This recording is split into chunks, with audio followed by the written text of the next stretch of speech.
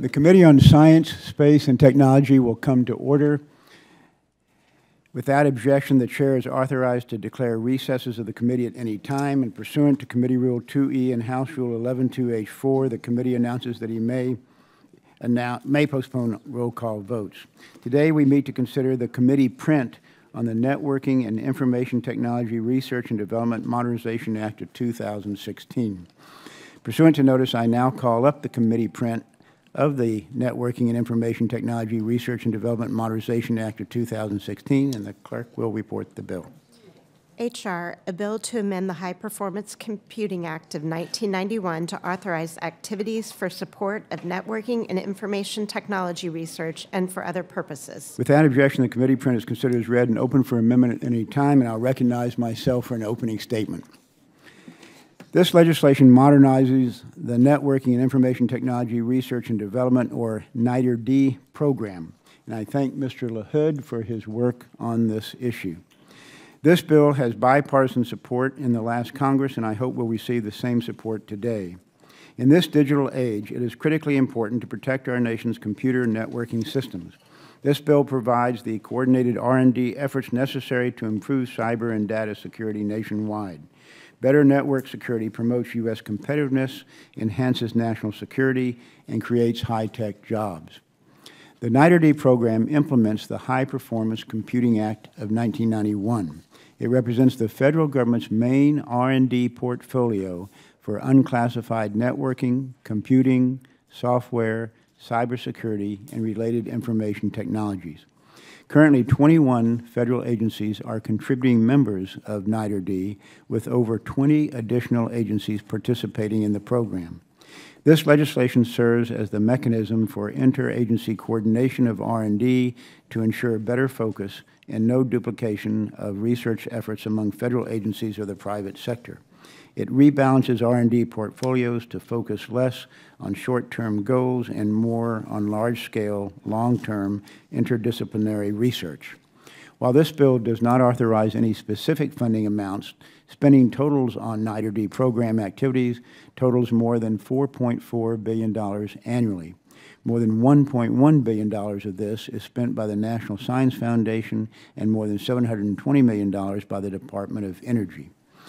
The bill also updates and adapts the underlying high-performance computing statute to the realities and needs of the current vibrant computing enterprises and codifies work undertaken by NITR-D National Coordination Office, housed within National Science Foundation, to oversee the participating agencies. The NITR-D program has 8 strategic priorities for its research: cybersecurity, autonomous robotic systems, high-end computing and applications, exascale computing, human-computer interaction, large-scale networking, workforce development, and software design.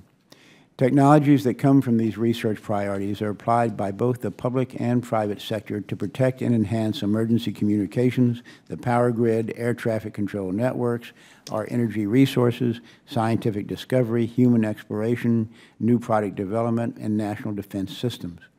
This networking and information technology ultimately supports and boosts American competitiveness, enhances national security, helps strengthen the economy, and creates millions of jobs.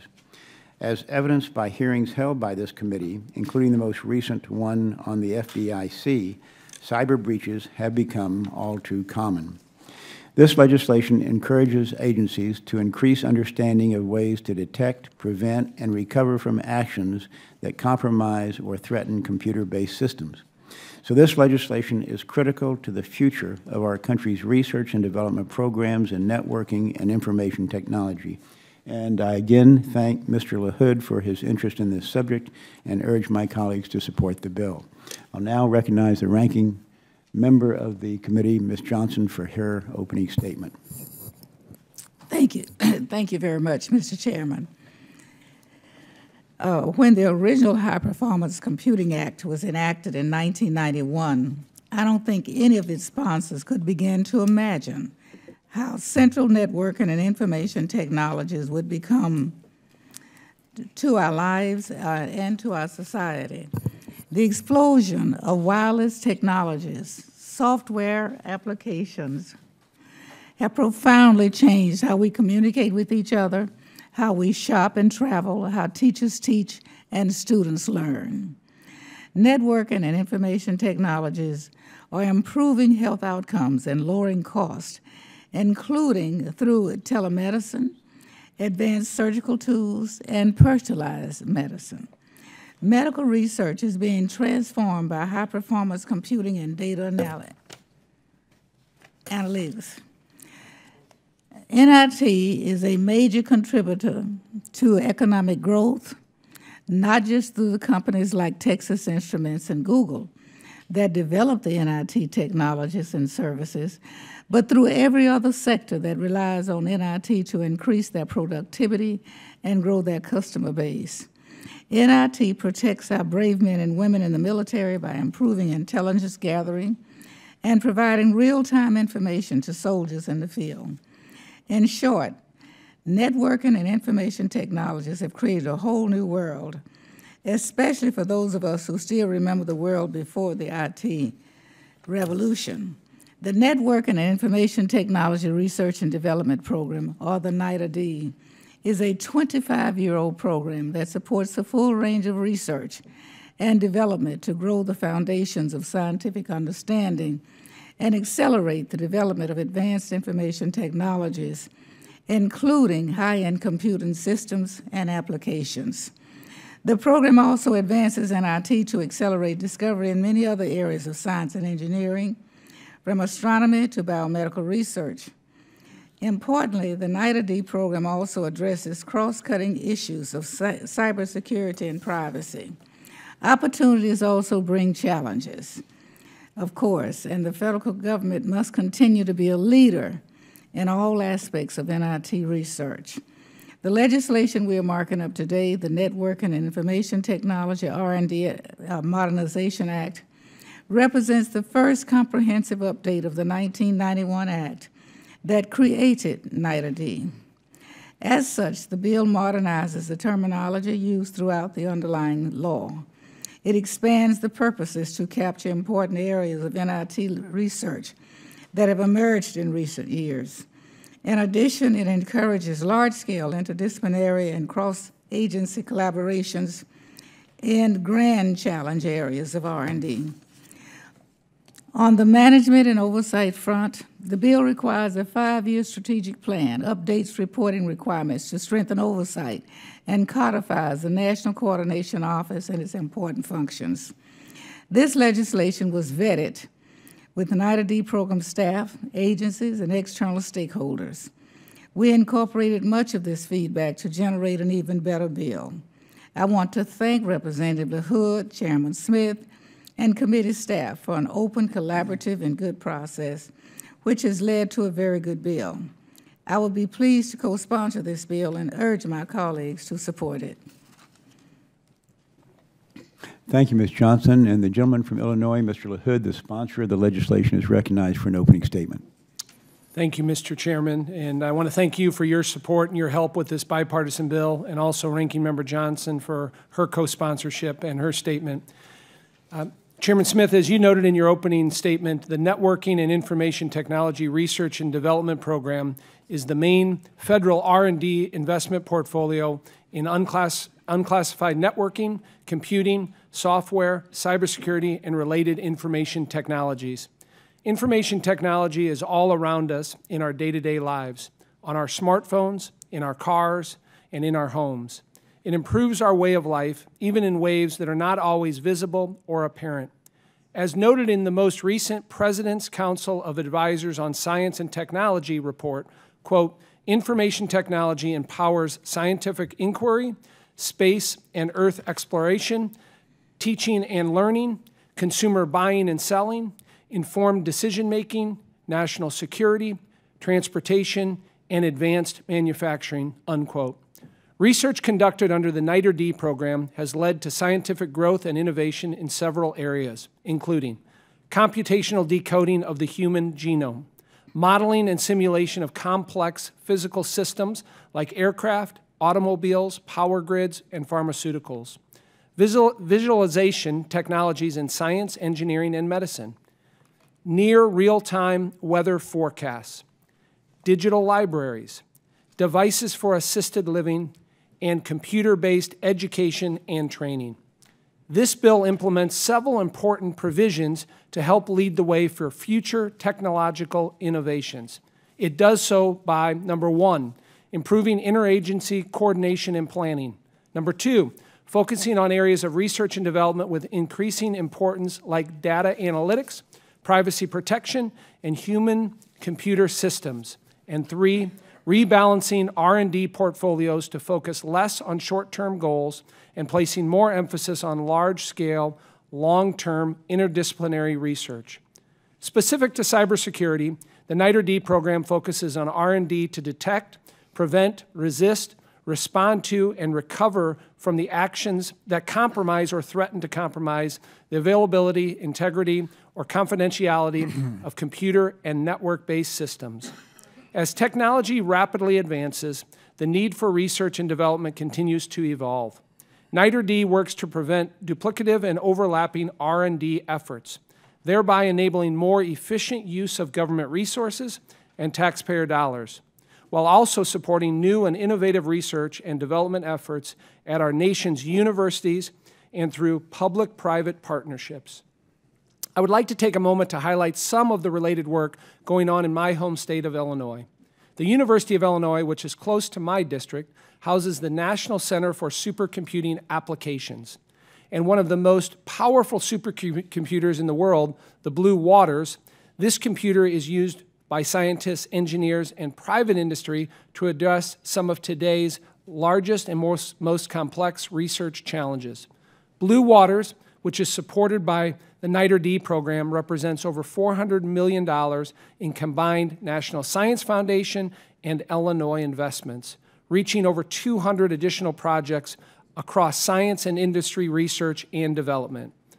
Up to 80% of Blue Water's capacity is available to scientists and researchers across the country through the National Science Foundation's Petascale Resource Allocation Program. Western Illinois University, located in my district, uses Blue Waters for research and educational purposes, including studies like Professor Lawrence Jeff's Genetic Algorithms in Participatory Democracy. Another program assisted by Blue Waters in the private sector partnership, which is administered by the National Center for Supercomputing Applications, this program allows private industry to use the Blue Waters computer to improve business methods, products, and enhance competitiveness. One company in my district that participates in the private sector partnership is Caterpillar. Caterpillar uses a supercomputer to run test simulations on their new products and propose designs for their off-road trucks. The engineers at Caterpillar use the supercomputer to enhance their development process by identifying potential advantages or disadvantages to various designs. Blue Waters and the research it supports is a direct result of the original national interest in developing computers capable of solving complex national problems. This legislation will continue to expand upon this national interest based on modern technology. Our investments on information technology, research and development are crucial for our nation to bolster economic competitiveness and create new industries and businesses, to assure future national security, including cybersecurity, and to create the good-paying jobs we need for today and tomorrow. I look forward to working with my colleagues on both sides of the aisle to mark up this bill and modernize the EventID program. Thank you, Mr. Chairman. And thank you, Mr. LaHood. We will now proceed with amendments on the roster, and the first up is the manager's amendment, and the clerk will report it. Amendment to HR, offered by Mr. Smith of Texas. Page 2, lines 24 and 25. Strike computing and software and insert computing systems, software, and application Without objection, software. the amendment will be considered as read, and I'll recognize myself for a statement. The manager's amendment makes necessary improvements to the underlying bill, including minor technical changes, and makes changes in response to comments from stakeholders and members of the committee. The amendment improves transparency and accountability at the Environmental Protection Agency in its work under the EventID program. The amendment also makes sure that the research the EPA conducts under the program does not duplicate research at other agencies. This will spend taxpayers' dollars more wisely. The amendment represents a good faith bipartisan effort to address concerns on both sides of the aisle to make this legislation and underlying law stronger, and I urge my colleagues to support the manager's amendment and recognize the gentlewoman from Texas, the ranking member, for her statement. Thank you, Mr. Chairman. I move to strike the last word. Without objection, the gentlewoman is recognized for 5 minutes. Thank you very much. I support the manager's amendment. I appreciate the majority's willingness to work with us in a bipartisan manner to revise some of the language in the underlying bill. The manager's amendment reflects some of these negotiations. In addition, some of these changes also reflect feedback we received from outside stakeholders. The amendment also makes changes to portions of the bill which deal with attracting women and underrepresented groups to the networking and information technology fields. As most people who have served on this committee with me know, this is a very important issue for me.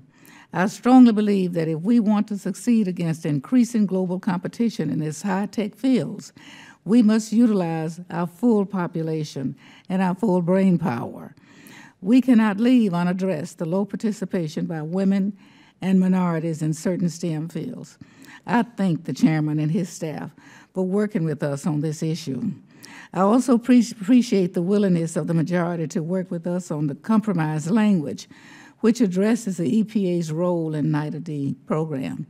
I think we were able to address the majority's concerns in a way that doesn't compromise EPA's ability to use advanced computing in their work. This manager's amendment improves the bill, I believe, and I support it and yield back.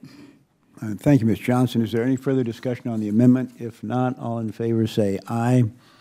Opposed, nay. The ayes have it, and the amendment is agreed to. We will go to the next amendment, this one to be offered by the gentleman from Illinois, Mr. Lipinski, and he is recognized for that purpose. Mr. Chairman, I have an amendment at the desk. And the clerk will report the amendment.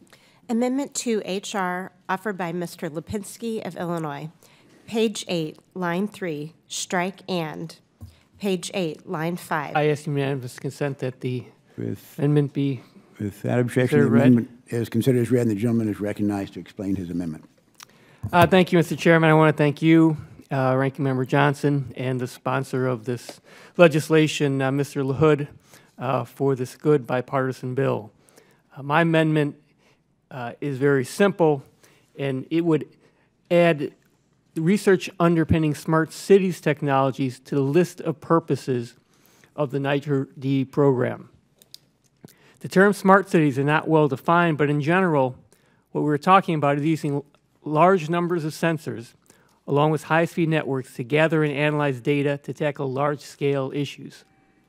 For example, New York City's fire department is using predictive analytics to determine which of the city's 1 million buildings are most likely to catch fire based on an array of risk factors which are updated in real time as new information comes in. This helps the fire department allocate resources most efficiently and can ultimately save lives in addition to property.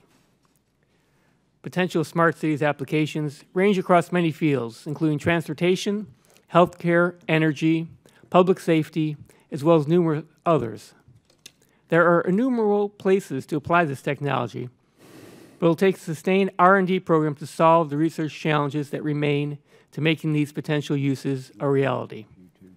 This is where the EventID program can and should play a role. Consider a not-too-distant future where connected vehicles can communicate with traffic lights and other infrastructure to help direct traffic flows in cities and reduce congestion. Or where cars can communicate with parking infrastructure to see where the nearest available parking spaces are. As we move to autonomous vehicles, this research will be even more important. The safety and efficiency benefits are enormous, but only if we are able to find more efficient ways of performing large-scale data analytics in real time and communicate using secured high-speed network. Mr. Chairman, given that the EventID program has already developed a framework for smart and connected communities, it makes sense that we recognize these developments by adding research related to smart cities to the purposes of the program. I understand the amendment is going to be accepted, so I thank you and Ranking Member Johnson for your support and for working with me on this language. With that, I yield back. Thank you, Mr. Lipinski, and I'll recognize myself for a statement on the amendment. And I want to thank the gentleman for offering it, and I appreciate your staff working with our staff to make minor changes to keep this amendment in line with the objectives and intent of the bill. I, too, urge my colleagues to support the amendment, and the gentlewoman from Texas, Ms. Johnson, is recognized for her statement. Thank you, Mr. Chairman. I move to strike the last word. The gentlewoman is recognized for 5 minutes. Thank you. I support the gentleman's amendment. How we incorporate large-scale IT into our communities is an important issue that we need to have a look. I appreciate the majority's willingness to work with you and on your amendment, and I support it and yield back. Thank you, Ms. Johnson. Is there any further discussion on the amendment? Who seeks recognition? The gentleman from California, Mr. Rohrabacher, is recognized. I'd like to thank Mr. Lipinski for the work that he's put in on this amendment, and I know that in my own district, utilizing computerization, we've been able to make the traffic flow faster and better, and that saves money and it saves time. And Mr. Lipinski has a vision that makes sure that we expand on this whole concept beyond just traffic flow. And I think that we're going to find some great ways of saving the taxpayer and the American people some resources. And let me just note that Mr. Lipinski is a Democrat and I am a Republican, and we are working together on this. And I wanted to say that in front of the young people who were here, who just walked in, to let them know that sometimes we disagree and sometimes we agree, but we always respect each other. So thank you very much, and I support this amendment. Thank you, Mr. Rohrabacher, for your comment. And if there's no further discussion, the vote is on the amendment. All in favor say aye. Aye. Opposed, no. The ayes have it, and the amendment is agreed to. If there are no further amendments, a reporting quorum being present, I move that the Committee on Science, Space, and Technology report the committee print of the Networking and Information Technology Research and Development Modernization Act of 2016 to the House as amended, with the recommendation that it be approved. The question is on favorably reporting the committee print to the House as amended. All in favor say aye. Aye. Opposed, no. The ayes have it, and the committee print is ordered reported favorably. With that objection, the motion to reconsider is laid upon the table. The committee print is ordered reported to the House.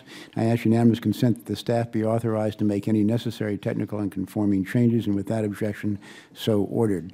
If there is no further discussion, that completes our business, and this concludes the Science Committee markup. With that objection, the committee stands adjourned. Before everybody leaves the room, I just want to thank the members present for their attendance. This was a relatively quick markup, but I still appreciate the effort that members made to come this morning on a good bipartisan piece of legislation. And Mr. LaHood, congratulations again. We'll try to get this to the House floor as quickly as possible. Thank you all again. We stand adjourned.